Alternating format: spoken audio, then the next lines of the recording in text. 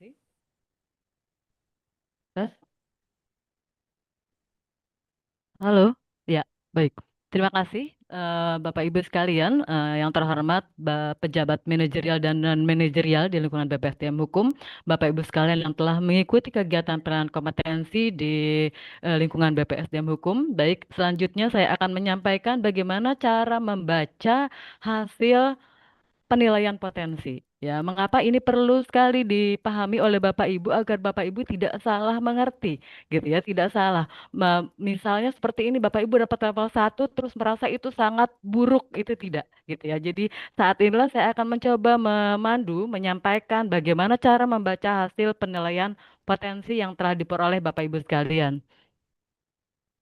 Selanjutnya. Ya, mungkin pengertian dasar dulu yang perlu dipahami oleh Bapak Ibu, potensi itu apa, gitu ya. Potensi adalah kapasitas dasar yang berupa kekuatan, kesanggupan, kemampuan, dan daya yang ada dalam diri seseorang yang tampak maupun belum terlihat, atau yang sudah atau belum digunakan secara optimal. Jadi dengan kata lain, bisa jadi potensi ini sudah tampak, tapi sangat besar kemungkinan masih tersimpan, terpendam atau tersembunyi, bahkan mungkin belum dikembangkan menjadi suatu kecakapan atau keterampilan aktif yang menghasilkan karya atau kinerja. Tadi pengertian tes potensi sudah disampaikan oleh Ibu Koordinator Asesor bahwa penilaian potensi atau tes potensi adalah suatu proses penilaian dan pengukuran yang dilakukan untuk memperoleh gambaran aspek-aspek potensi yang dimiliki seseorang atau untuk mengetahui potret dan profil dari kapasitas dasar yang dimiliki oleh seseorang. Potensi ini memungkinkan untuk ditingkatkan atau dikembangkan dan bisa jadi hilang, gitu ya. Dikembangkan di sini apabila orang tersebut mengetahui potensi dirinya, lalu melatihnya atau mengasahnya, maka akan meningkatkan potensi itu lebih dari sebelumnya. Sedangkan apabila potensi itu sudah digunakan atau sudah diketahui, namun tidak diolah, tidak diasah, tidak digunakan atau tidak dikembangkan, maka potensi dalam diri itu akan menurun, bahkan mungkin seiring waktu akan hilang. Seperti itu konsep dari potensi. Selanjutnya, aspek potensi yang diukur pada saat penilaian potensi beberapa waktu lalu adalah aspek potensi berdasarkan Permen Pan RB nomor 3 tahun 2020 tentang manajemen talenta ASN, di mana aspek potensi ini harus dimiliki oleh setiap ASN. Ada 8 aspek potensi berupa kemampuan intelektual, kemampuan interpersonal, kesadaran diri atau self-awareness, kemampuan berpikir kritis dan strategis, kemampuan menyelesaikan permasalahan, kecerdasan emosional, dan kemampuan belajar cepat dan mengembangkan diri, serta motivasi dan komitmen. Pengertian dari setiap aspek potensi ini dapat Bapak Ibu lihat nanti di dalam laporan potensi, profil potensi masing-masing. Pengertian tentang aspek potensi ini, ya.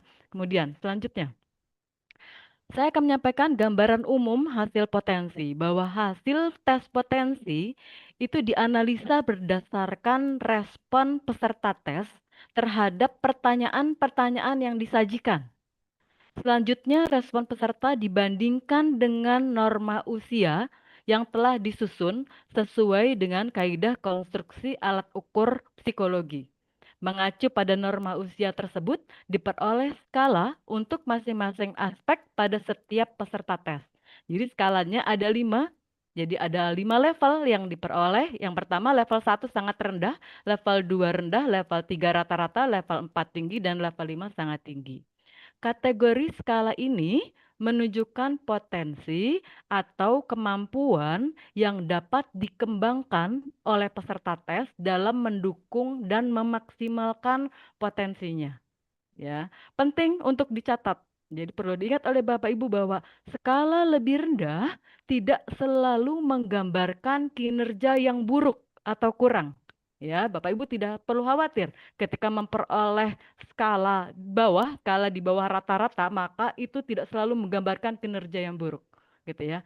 Level potensi yang sama, level potensi yang sama tidak selalu menunjukkan deskripsi atau interpretasi yang sama pada setiap orang. Misalnya saya level 3, Mbak Diah level 3, belum tentu deskripsi atau interpretasinya sama untuk setiap orang. Ya, meski memiliki potensi yang sama, setiap orang memiliki kekhasan tersendiri dalam tiap tiap aspek potensi yang dimiliki. Itu konsep dasar yang harus dipahami oleh Bapak Ibu. Selanjutnya, saya akan menyampaikan bagaimana cara membaca profil potensi. Di dalam laporan profil potensi ada dua bagian. Yang pertama berkaitan dengan profil potensi dan yang kedua profil kepribadian. Saya akan menyampaikan dulu bagaimana sih cara membaca profil potensi, gitu ya. Di dalam kolom aspek potensi itu menunjukkan aspek-aspek potensi yang dinilai beserta pengertiannya. Di sana ada pengertiannya, jadi Bapak Ibu akan semakin memahami. Misalnya, apa sih self awareness itu gitu ya? Self awareness adalah kemampuan untuk mengenali kekuatan dan kelemahan diri dan tahu bagaimana menyikapi hal tersebut gitu ya. Di sini pengertian ini juga perlu Bapak Ibu baca. Jadi Bapak Ibu tidak salah dalam mengartikan, oh, artinya kecerdasan emosional itu ini gitu ya. Oh, artinya keterampilan personal adalah itu ya. Pertama dibaca dulu aspek potensinya, kemudian dibaca dulu pengertiannya dan dipahami. Ya, selanjutnya di dalam skala penilaian itu menunjukkan kategori skala yang diperoleh dari hasil penilaian potensi dari aktivitas tes yang Bapak Ibu lakukan pada saat penilaian potensi. Mungkin bagi Bapak Ibu sekalian ada yang merasa hasilnya tidak sesuai dengan yang diharapkan gitu ya, atau mungkin pada saat pelaksanaan tes mengerjakannya dengan tidak bersemangat, tidak sungguh-sungguh, atau hanya asal-asalan gitu ya. Karena kami ini, saya menyampaikan ini karena kami selama pelaksanaan tes potensi melakukan observasi dan pencatatan pada setiap asesi yang melakukan tes tersebut. Jadi kami dapat melihat siapa saja yang mengerjakan tes cepat-cepat, ingin cepat selesai tanpa melakukan pemikiran yang lebih mendalam, siapa saja ingin cepat selesai, siapa yang benar-benar bersungguh-sungguh mengerjakan, itu sangat terlihat. Jadi kalau misalnya nanti dari hasil tes potensinya ternyata tidak menggambarkan diri, maka silakan kembali kepada diri, bertanya kepada diri, apakah memang melaksanakan tes potensi itu dengan benar atau tidak. Gitu ya, Bapak Ibu. Contoh profil potensi tersebut dapat dibaca seperti ini. Jadi untuk hasil yang ini, yang bersangkutan memperoleh keterampilan interpersonal level 4 ya. Kemudian kemampuan pemecahan masalahnya juga level 4, self awareness, keterampilan interpersonal, kecerdasan emosional dan growth mindsetnya di level 4. Sedangkan untuk kemampuan berpikir kritis dan strategisnya level 3, motivasi dan komitmennya level 3. Dapat dibaca seperti ini. Yang bersangkutan memiliki kemampuan intelektual yang berada pada skala tinggi atau di atas rata-rata. Seperti itu. Ya, oke. Kemudian, yang bersangkutan memiliki kemampuan pemecahan masalah, kemampuan mengenali kekuatan dan kelemahan diri, keterampilan interpersonal, kecerdasan emosional, serta kemampuan belajar cepat dan mengembangkan diri pada level tinggi. Kemampuan berpikir strategis, motivasi dan komitmennya masih berada pada skala rata-rata. Gitu. Kira-kira seperti itu cara membaca profil potensi. Ya, silakan Bapak Ibu nanti membuka hasilnya atau sekarang bisa langsung membuka dan mulai melihat, oh, saya berada pada level apa, gitu ya. Tapi jangan merasa berkecil hati ketika mendapatkan level sangat rendah atau rendah. Tadi saya sudah menyampaikan bahwa level yang rendah belum tentu kinerjanya nggak bagus gitu ya. Karena mungkin saya juga bisa menyampaikan bahwa ada orang yang potensinya menonjol, tapi kok kinerjanya bagus gitu. Ada juga orang yang potensinya bagus, tapi dalam kinerjanya tidak cukup menonjol. Kemudian ada orang yang potensinya tidak unggul, tapi dalam kinerja dan aktivitas kehariannya dinilai berhasil. Kemudian ada juga yang potensinya tidak unggul, tapi kinerjanya tidak menunjukkan hasil yang optimal. Gitu ya, itu ada gambaran. Jadi setiap orang punya kekhasan masing-masing. Baik, selanjutnya saya akan menyampaikan bagaimana cara membaca profil kepribadian. Ya, di laporan yang dipegang oleh Bapak Ibu sekalian tertera seperti ini profil kepribadian. Kemudian di sebelah kiri mungkin di sebelah low score itu ada raw score. Tapi raw score tidak perlu dibaca, ya itu hanya skor mentah yang nanti kami nilai atau kami bandingkan dengan skor terstandar gitu ya. Nanti akan diubah skor mentah itu menjadi skor terstandar hingga Bapak Ibu memperoleh skor yang sesuai gitu ya. Kemudian di dalam profil kepribadian tertera seperti ini, low score gitu ya. Low score itu berarti low yang skor yang berada di bawah rata-rata gitu ya. Kemudian high score yang berada di atas rata-rata gitu ya. Skor 4, 5, 6 atau 7 dianggap berada pada kisaran rata-rata. Kemudian sementara skor yang lebih tinggi atau lebih rendah dari itu menunjukkan preferensi yang lebih kuat atau lebih lemah gitu ya.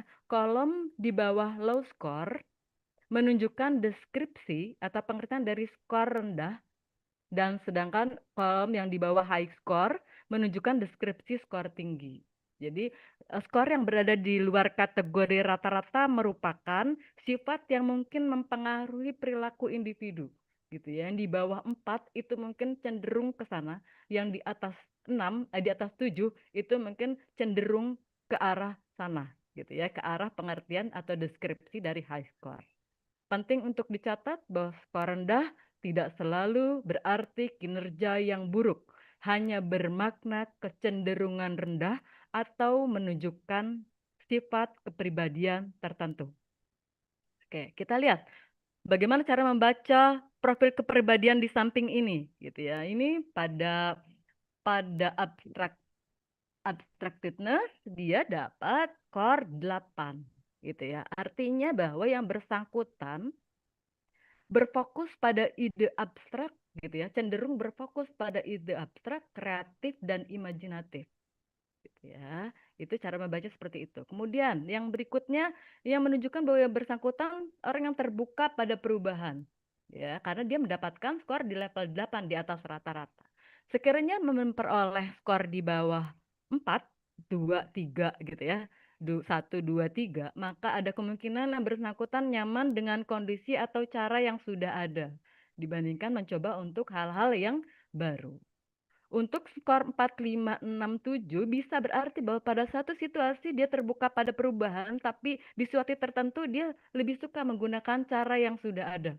Ya gitu ya, cara membacanya seperti itu. Kalau yang berada di level 4, 5, 6, 7. Ya, seperti ini. Untuk yang assertiveness, dia yang bersangkutan terbuka, percaya diri, persuasif, dan dominan.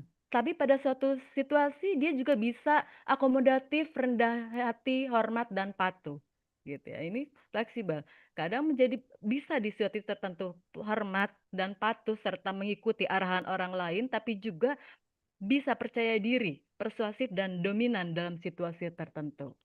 Ya. Kemudian yang berikutnya, analytical thinking. Yang bersangkutan adalah seorang pembelajar yang cerdas dan cepat.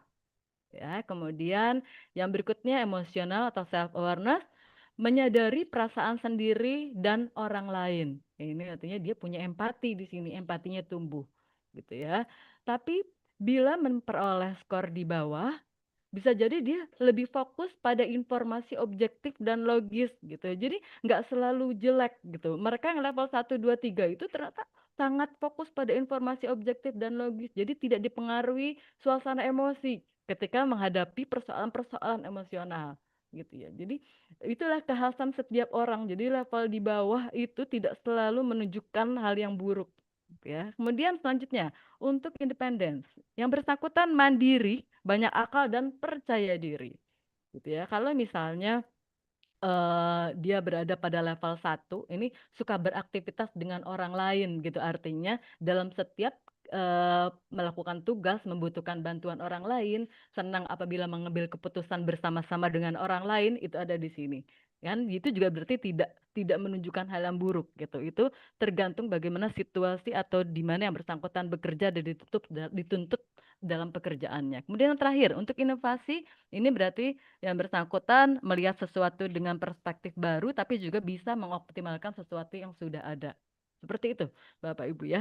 Jadi cara membacanya adalah seperti itu. Semakin ke kanan, nah kecenderungan pengertiannya atau yang bersangkutan memiliki sifat-sifat yang cenderung berada di arah kanan, gitu. Kalau ke kiri berarti sifat-sifatnya cenderung ke arah kiri, gitu. Yang berada di tengah pada satu situasi dia bisa ke kanan, bisa ke kiri, gitu. Ya, baik.